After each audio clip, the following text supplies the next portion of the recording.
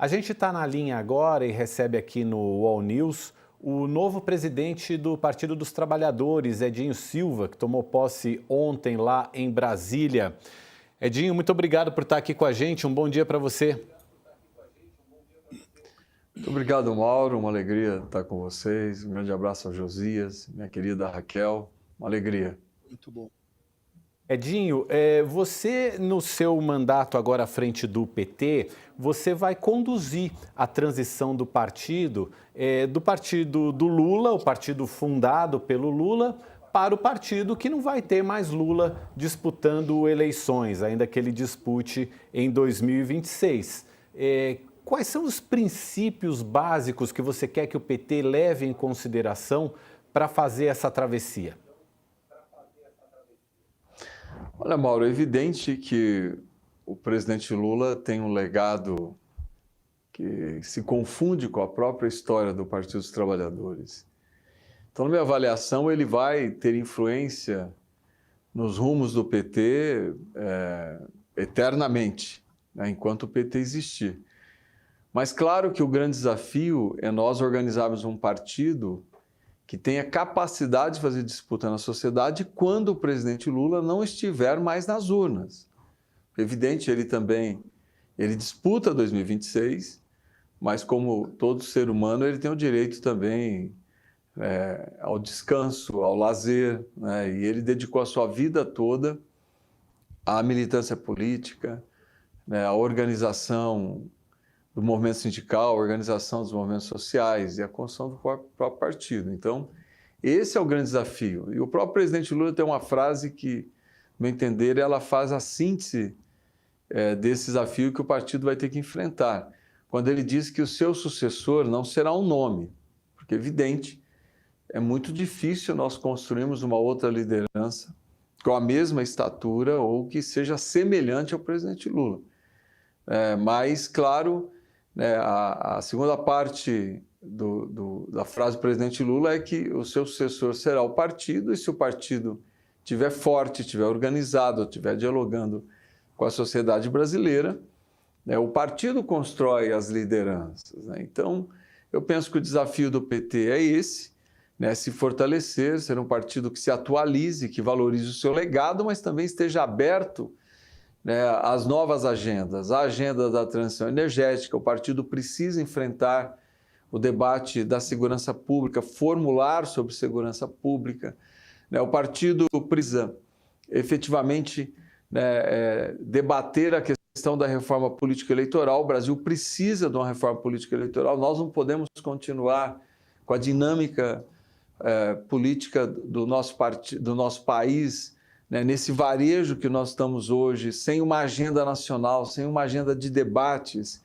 que coloque à mesa as principais lideranças do país para debater temas emergentes e temas importantes para a sociedade brasileira, como o financiamento do SUS. Eu falei agora há pouco de segurança pública, eu falei de transição energética, de urgência climática, né? Nós temos que debater a questão das terras raras, que é um debate também emergente e que está, na minha avaliação, por trás dessa ofensiva diplomática que o Brasil tem sofrido do governo Trump.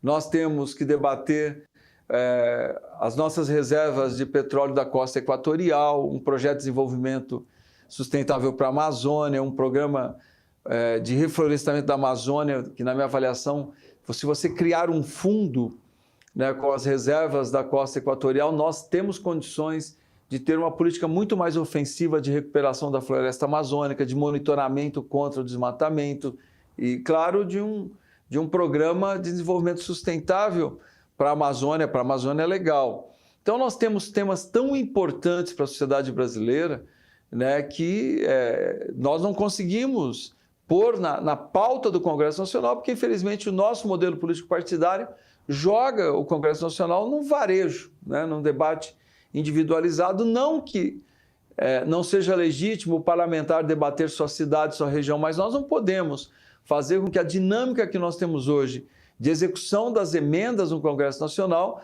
faça com que essa seja a prioridade e nós não tenhamos uma agenda efetiva para discutir o futuro do nosso país. Então, são desafios imensos que o Partido dos Trabalhadores tem pela frente. Eu ainda ontem, durante a minha posse, eu ressaltava a questão da educação integral, né? Como que o Brasil pode se tornar um país justo se nós não debatermos as criações, a condição orçamentária para que o Brasil universalize a educação integral, que nós possamos universalizar o direito à creche das crianças, principalmente da primeira infância.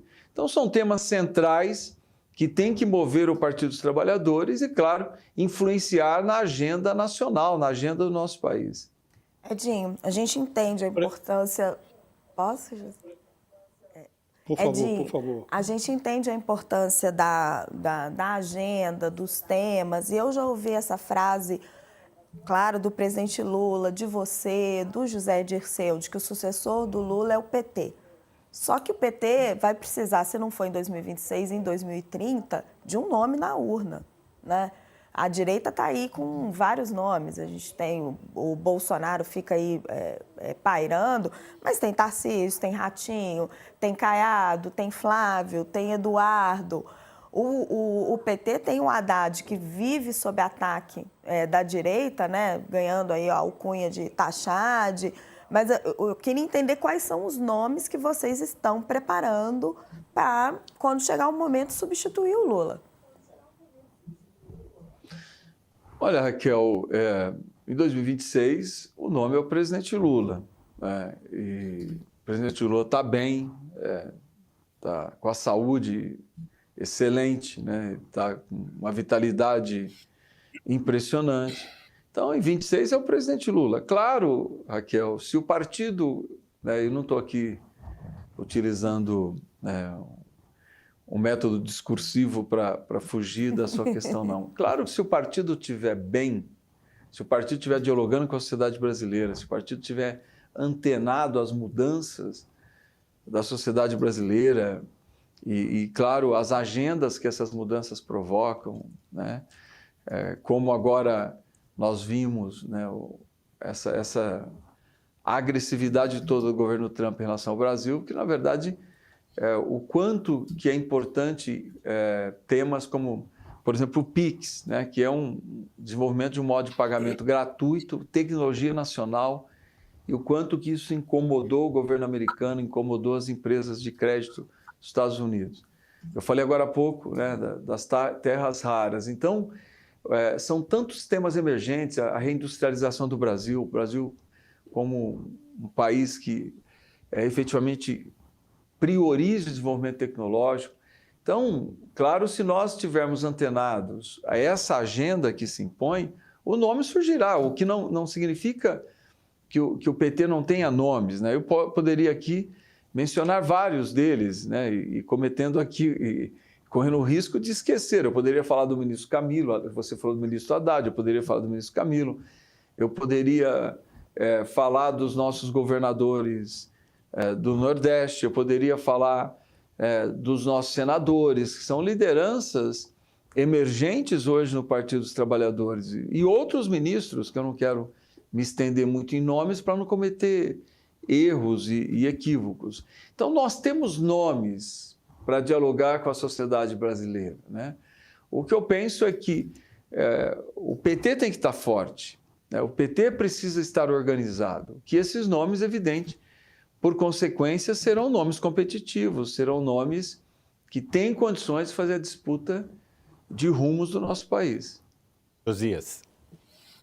Edinho, em 2022, a vitória do Lula, por uma pequeníssima margem, foi pavimentada por uma frente ampla, composta por gente que, embora não morra de amores pelo PT ou pelo Lula, votou nele para expurgar o Bolsonaro do Palácio do Planalto. Queria se livrar do Bolsonaro, se apegou ao fator democrático e votou no Lula. Supondo-se que a disputa de 2026 seja novamente acirrada, qual é a capacidade do PT, do Lula, de trazer novamente, de compor novamente essa frente que traga o centro para o lado do PT, para o lado do Lula, para o projeto da reeleição? Josias, você toca, na minha avaliação, na questão central do próximo período. Eu não tenho nenhuma dúvida, nós temos que repetir as alianças que nós construímos no segundo turno em 22. Não tem absolutamente nenhuma dúvida em relação a isso. Nós temos que conversar com partidos, nós temos que conversar com representações da sociedade, nós temos que conversar com lideranças da sociedade civil, né, que estejam abertas a enfrentar o debate que está colocado hoje no Brasil e no mundo, né? Quando a gente ressalta aqui, né, a violência diplomática que o Brasil sofreu no último período, né, em relação ao governo Trump, nós temos que contextualizar. O Trump tem sido... Claro que no Brasil ele deu um recorte, um verniz político, né, que na verdade, na minha avaliação, na verdade, é um verniz mesmo, é uma cortina de fumaça, porque os interesses dos Estados Unidos, claro que vão muito além do debate das relações com a família Bolsonaro, que também na minha avaliação se posicionaram de forma muito equivocada nesse embate, e lideranças hoje hegemonizadas pelo bolsonarismo também se posicionaram de forma muito equivocada, não defendendo os interesses brasileiros. Mas claro que a sociedade brasileira responsável, né, madura do ponto de vista político, quer debater o futuro do Brasil sem essa contaminação da polarização. Porque, eu estava dizendo, né, o governo Trump tem sido agressivo com o mundo. A postura do Trump é de uma agressividade absurda com o mundo. Eu também digo, e aqui não tenho nenhuma dúvida de fazer essa afirmação, o governo Trump ele semeia a Terceira Guerra Mundial. Só que a Terceira Guerra Mundial, certamente, ela não será bélica, ela será econômica, né? Agora, o fato dela não ser bélica, claro, nada se compara à violência de um bombardeio, à violência de mísseis atingindo regiões, como nós estamos vendo nos países árabes, como nós estamos vendo em Gaza, como nós estamos vendo no conflito da Rússia. É claro, nada substitui isso. Mas a guerra econômica, ela também provoca, né, danos a setores da economia que, por consequência, vai gerar desemprego, vai gerar empobrecimento, vai gerar desorganização da economia mundial, inclusive afetando a economia americana. Então, esse ambiente bélico de violência, de perseguição aos imigrantes, né, de manifestações racistas que nós estamos vendo mundo afora, né, isso também se reflete no Brasil. E claro que eu não vou dizer, né, que toda a direita brasileira seja fascista, né, mas hoje não se norteia por esse pensamento fascista, se deixa hegemonizar por esse pensamento fascista, não tem coragem de enfrentar esse pensamento fascista. Então, claro que nós não queremos isso para o Brasil. Nós não queremos um Brasil, né, que seja governado por essa concepção que hoje, infelizmente, toma parte, né, ou cresce em uma parte importante dos países europeus, que hoje norteia o governo norte-americano, né, que infelizmente contagia também países da América Latina. Então, claro que pôr à mesa que Brasil que nós queremos construir, qual o projeto de país que nós queremos, da valorização da nossa democracia, da valorização e respeito às nossas instituições, né, de enfrentarmos esse debate da soberania nacional, né, de forma adulta, de forma madura, eu penso que nós teremos condições sim de dialogar com setores da sociedade que não sejam petistas, que não sejam alinhadas às concepções de esquerda, que não tenham alinhamento com os partidos de centro-esquerda, porque o debate de fato não é esse, o debate é qual o Brasil que nós queremos deixar para as futuras gerações. Pelos seus argumentos, Edinho, você passa a impressão de que no ambiente em que há governadores que se dizem presidenciáveis, ou se não se dizem, se comportam como presidenciáveis, governadores que colocam o boné do Trump, o boné da América Grande novamente na cabeça, num ambiente assim você faz crer com a sua argumentação, e eu queria saber se é isso mesmo, você faz crer que em 2026 aquele fator democrático que pesou na eleição a favor do Lula será substituído pelo risco à soberania. É isso? É esse o seu raciocínio? Josias, eu não diria que seja só isso. O que eu penso é que nós temos que pôr à mesa o debate de qual Brasil que nós queremos construir. Eu acho que é um debate fundamental e não estou aqui dizendo que a soberania nacional não seja fundamental. Ela é fundamental. Eu acho que a defesa do interesse do Brasil é fundamental. Nós não podemos conceber que o Brasil seja tratado como um puxadinho dos Estados Unidos, como quintal dos Estados Unidos. Não. Nós somos um país soberano, nós formamos uma nação soberana, de um povo soberano. Então, a soberania é fundamental até para quem discuta o futuro do Brasil. Nós vamos entregar as nossas reservas de terras raras? As reservas de terras raras, né, os metais raros que hoje movem a economia mundial, essa reserva significa o futuro das novas gerações brasileiras. Nós vamos fragilizar o PIX porque estamos sofrendo pressão das empresas de crédito norte-americanas? Não, querem conversar sobre o PIX, querem incorporar o PIX como forma de pagamento em outros países, vamos debater, mas como um país soberano. O Brasil vai ser obrigado a sair dos BRICS? Não, qualquer país tem o direito de se articular economicamente, com integração econômica, com integração comercial, com troca de experiências, com troca de tecnologias. O governo norte-americano construiu a ALCA e ninguém falou nada em relação a isso. O Brasil tem o direito de se organizar. Então, esse debate será fundamental. Claro que o debate da democracia também será fundamental. O debate da democratização da renda, Josias, também é fundamental e você, enfim, com a estatura que você tem como jornalista brasileiro, você sabe disso, nenhum país do mundo pode conviver com uma desoneração, com uma renúncia fiscal de 860 bilhões de reais. Isso não existe em nenhuma economia mundial, do ponto de vista da proporção do que isso representa para o nosso PIB. E são desonerações ad eterno. Nós começamos a desonerar setores da economia para que se desenvolvessem, se firmassem no mercado, fossem competitivos. Tá, mas quando isso se estabelece, a desoneração tem que acabar. Nós desoneramos setores da economia durante a pandemia, mas a pandemia passou. O mundo retomou suas atividades. A desoneração também tem que acabar, porque senão ela vira privilégio. Senão, nós estamos construindo um país de privilégio, de setores da economia que não pagam impostos, de super salários, que nós temos que enfrentar o debate de super salários. Não pode a imensa maioria do povo brasileiro ganhar R$2.000, R$3.000, 2 salários mínimos, e nós convivemos com agentes do serviço público ganhando 100 mil, 150 mil, 200 mil, e alguns chegando a ganhar R$300 mil pagos com recurso público.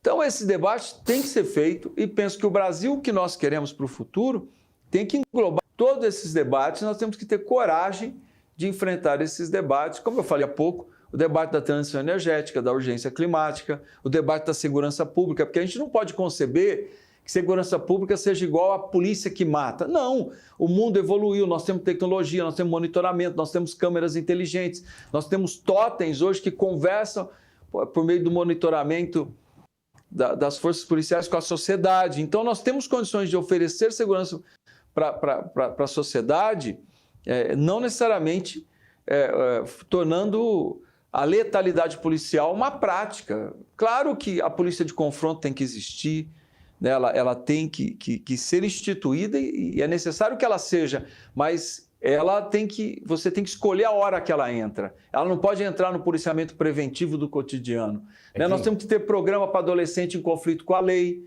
porque se nós não cuidarmos dos adolescentes em conflito com a lei, eles serão cooptados pelo crime organizado. Nós temos que ter programa de reinserção social de apenados, porque se nós não cuidarmos de quem cumpriu pena, quem pagou pelo seu erro e que tem o direito de se reinserir na sociedade, é evidente que eles voltam para o crime também. Então, nós temos que debater segurança pública de uma outra perspectiva também. Então, eu falei agora há pouco do financiamento do SUS, de nós universalizarmos a educação integral, direito à creche. Eu acho que são temas fundamentais que têm que estar à mesa para que nós possamos debater que Brasil que nós queremos deixar de legado para as futuras gerações.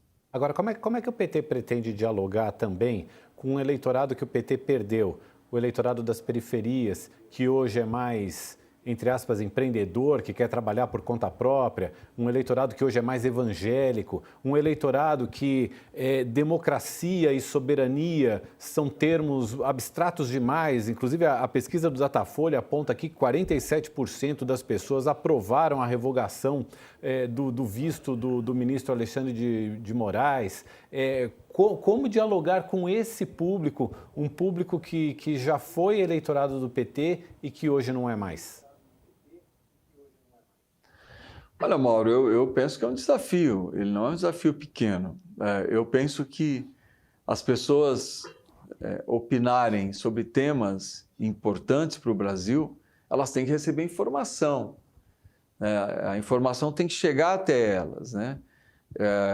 Eu penso que o Partido dos Trabalhadores tem um desafio nesse sentido, como eu penso que é um desafio da sociedade brasileira, né?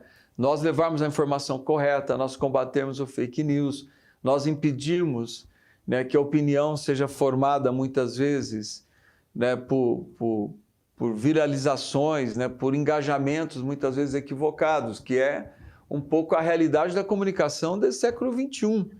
Né? Eu penso que são desafios. A presença, eu tenho defendido muito que o Partido dos Trabalhadores tem que voltar a ter presença nas periferias. Presença nas periferias para que a gente possa debater a vida real das periferias. Eu tenho defendido, por exemplo, que uma parte grande dessa nova classe trabalhadora, muitas vezes ela não se sente atraída pelas formas tradicionais de organização do movimento sindical. Muitas vezes o cooperativismo, por exemplo, dialoga muito mais com essa classe trabalhadora.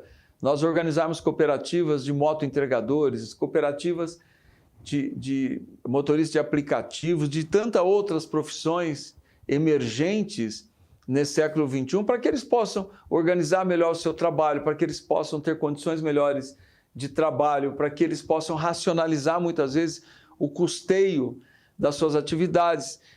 Talvez o cooperativismo converse mais com essa nova classe trabalhadora do que o modo tradicional de organização sindical. Então, mas nós só vamos saber isso se nós estivermos lá, nas periferias, organizando, dialogando, informando e, claro, né, respeitando essa mudança religiosa que o Brasil vive. O Brasil é um país extremamente diversificado da perspectiva religiosa. Nós temos que respeitar essa diversidade, né? E, claro, respeitando essa diversidade, também dialogar com essa diversidade.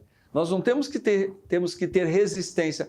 Ah, não, aquela comunidade ela é evangélica, então já de imediato você não dialoga com ela. Não, quanto que nós já dialogamos com as comunidades evangélicas? Quanto que nós já fizemos políticas públicas transformadoras chegarem às comunidades evangélicas? O que nós temos que entender é que nós vivenciamos um momento de profunda transformação, que talvez o modo tradicional de dialogar com essas comunidades não atinja o objetivo, mas não signifique que a gente não tenha que ter o esforço do diálogo, da organização e da presença.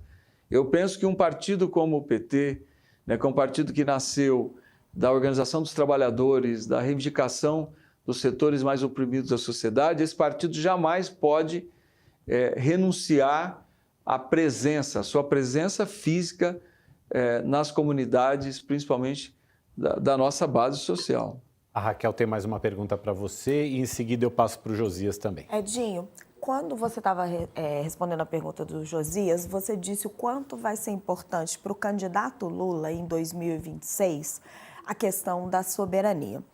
E aí eu te pergunto, você que estava com o presidente ontem em Brasília, o presidente Lula, na sua avaliação, deveria telefonar para Donald Trump para negociar?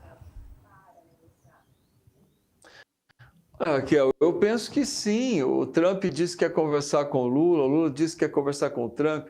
Agora, nós sabemos como que isso se dá, né, em relação a dois chefes de governo. Você tem que construir por meio da diplomacia. Então, a diplomacia americana com a diplomacia brasileira tem que construir esse encontro, ou um encontro físico, ou um encontro virtual, ou um telefonema, escolher a melhor forma. Mas eu penso que isso tem que ser construído. Se os dois presidentes estão sinalizando que querem o diálogo, e o presidente Lula tem dito que quer o diálogo desde que o Trump anunciou, né, o tarifaço, né, penalizando o Brasil. O presidente Lula nunca se negou a negociar. Eu acho que a diplomacia, tanto a diplomacia brasileira como a diplomacia americana, tem que construir, sim, esse espaço de diálogo. Josias. Eu queria lhe perguntar, Edinho, sobre um episódio que ocorreu ontem na cidade de Belém. A ex-primeira-dama Michele Bolsonaro, participando de um ato público, chamou o presidente Lula de cachaceiro sem vergonha. Acha que o Lula ou o PT deveriam responder juridicamente à ofensa da mulher de Bolsonaro, da ex-primeira-dama? É tudo que ela quer, né, Josias? Eu não conversei ainda com ninguém sobre isso, né? Mas se eu for opinar, eu vou opinar que não, porque é tudo que ela quer. Ela quer se tornar polo de um debate que eu acho que é um debate de baixíssimo nível. O povo brasileiro conhece o presidente Lula. O presidente Lula, pela terceira vez, é o presidente da República. O presidente Lula é a maior liderança política, na minha avaliação, da história da República Brasileira. Responder a um ataque como esse, de baixo nível, que é um ataque grosseiro, né? Um ataque, na minha avaliação, sem nenhum nível, acho que não. O presidente Lula é maior que isso. A história do presidente Lula é infinitamente maior do que tudo isso. E o povo brasileiro sabe muito bem quem é o presidente Lula e deixa ela continuar destilando ódio Brasil afora, que eu acho que isso não interessa ao povo brasileiro nesse momento. Em 30 segundos, Uma outra Edinho, dúvida que tenho, Edinho, você dizia, perdão, Mauro, só para emendar uma dúvida a respeito da resposta que o Edinho deu à Raquel. O Lula parece ter encontrado no encontro do PT, no discurso que fez, um ponto ideal, um timbre ideal para gerenciar essa crise que foi inaugurada pelo Donald Trump, né? Ele encontrou um discurso que nem é tão ácido que pareça provocação, nem é tão dócil que transpareça medo. E diz que há limite para a briga com a Casa Branca. Tem um limite. Não posso falar tudo o que eu acho, o que eu devo falar, eu tenho que falar o que é possível falar, aquilo que é necessário, e defendeu a negociação, mas defendeu também que o Brasil deve ser respeitado e que não se pode injetar discussões políticas num debate que é comercial, ou deveria ser comercial. No mesmo encontro, esse encontro nacional do PT, você se referiu você que agora é o presidente do PT, que assumiu ontem esse cargo, para o qual foi eleito, se referiu ao Trump como um líder fascista, o maior líder fascista do século XXI. Acha que a linguagem do partido deve ser mais pesada, mais ácida do que a linguagem do presidente da República? Acha que o partido deve dizer o que o Lula considera que não pode dizer, embora deva considerar ou deva concordar com a posição que você expressou como presidente do partido?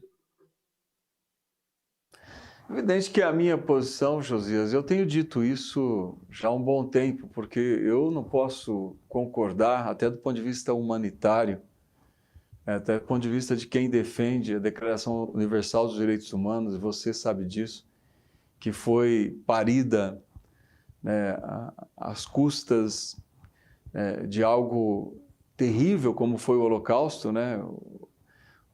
Nós conseguimos produzir uma Declaração Universal dos Direitos Humanos em 1948, pós a tragédia do Holocausto, né? E a Declaração Universal dos Direitos Humanos norteou a civilização no último período histórico. Eu não posso aceitar que os imigrantes sejam tratados da forma como o governo americano tem tratado os imigrantes. Eu não posso aceitar que os imigrantes venezuelanos sejam deportados e sejam levados a El Salvador e tratados como a própria imprensa divulgou essa semana, de forma violenta, de violência sexual, né, sendo torturados em El Salvador. Ou seja, nós vamos deixar que El Salvador se transforme no campo de concentração do século XXI. Eu não posso, daquilo que eu defendo de valor, daquilo que eu defendo, dos valores que me movem e que devem mover as pessoas que defendem o humanismo, que o Trump obrigue a prefeita de Washington a apagar das ruas de Washington a frase "vidas pretas importam", né? Que é uma frase que ela foi forjada após o assassinato do George Floyd, que talvez tenha sido uma das maiores barbaridades que nós presenciamos nesse século XXI. E ele obriga que essa frase seja apagada das ruas de Washington, ou seja, uma manifestação racista. Então, nos meus princípios, quando eu contextualizo a postura do Trump em relação, né, aos imigrantes, e aqui, Josias, você sabe disso, nós não vamos tratar a questão da imigração, da concentração de renda mundial que tem aumentado, das violências, das guerras que tem aumentado o fluxo migratório. Nós não vamos tratar a questão da imigração tratando os imigrantes como seres humanos de segunda classe, né? Ou nós debatemos os problemas que o mundo enfrenta, né, de forma responsável, ou nós vamos penalizar aqueles que já são penalizados. Então, a minha caracterização é em cima de fatos concretos, fatos verdadeiros, fatos históricos que precisam ser combatidos. O mundo civilizado não pode assistir pacificamente o que nós estamos assistindo no tratamento em relação aos imigrantes. E do ponto de vista da caracterização, é inegável que é uma caracterização do fascismo que desembocou no nazismo e no Holocausto pré-Segunda Guerra Mundial. Ou o mundo lúcido, humanista, democrático, levanta a sua voz contra tudo isso que nós estamos presenciando, ou nós vamos normalizar aquilo que não pode ser normalizado. Agora, evidente, é a caracterização que eu faço, né, e da minha concepção de mundo, da minha concepção de vida, eu não recuo em relação a ela, não.